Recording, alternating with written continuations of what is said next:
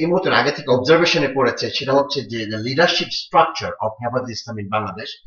এটা নিয়ে সন্দেহান আমার এই জন্য যে এত বড় একটা আন্দোলন, যেটাকে আমি ভেবেছি যে মদিনা থেকে যখন ফতে মাক্কা হয় ঠিক অনুরূপভাবে আমি দেখেছি, সেই আন্দোলনটা এমন ভাবে ভেস্তে গেল। এর জন্য আমার লিডারশিপের বড়টা নিয়ে আমরা কোশ্চেন হচ্ছে, বিকজ এই লিডারশিপে যারা আছেন কিছু লোক তো আমাদের অত্যন্ত ক্লোজলি, অত্যন্ত ঘনিষ্ঠভাবে আমাদের পরিচয় রয়েছে। নাম্বার ওয়ান, এই কোশ্চেনটা আমার থাকবে।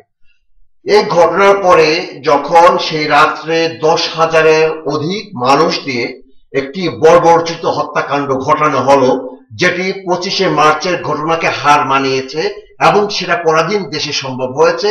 একটি স্বাধীন দেশে এই ঘটনা কিভাবে ঘটানো সম্ভব হলো? যদি আজকে আমরা আওয়ামী লীগ সমর্থকদেরকে তথা সরকারকে এই কোশ্চেন করতে না পারি, তাহলে আমাদের জীবনটাই বৃথায় চলে যাবে, আমি এটা মনে করছি। দ্বিতীয় এবং ফাইনাল, আমার এই মধ্যে আমাদের মধ্যে একটি হাই প্রোফাইল টিম তৈরি করা দরকার। কেন তৈরি দরকার? নাম্বার ওয়ান, যদি বাংলাদেশের হাই কমিশনার আমাদের বাংলাদেশের জনগণের প্রতিনিধি হয়ে থাকে, আমরা তাদেরকে সামন করব, নাম্বার ওয়ান।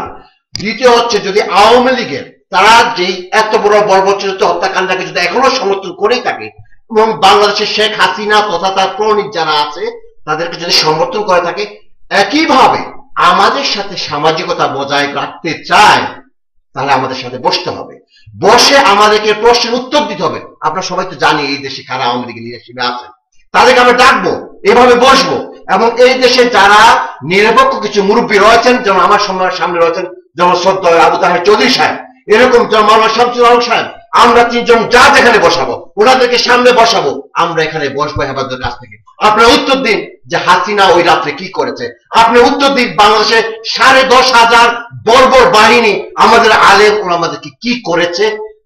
আপনি সংখ্যা কেন যাবেন, মৃত্যু সংখ্যা আপনি কেন যাবেন? 10,500 বাহিনী ওই রাত্রে কি ঘটিয়েছে, এটা কোনো মানুষের কাছে কোনো সন্দেহ অবতারণা ঘটনা করতে পারে কিনা, আমাকে আপনার উত্তর দিন।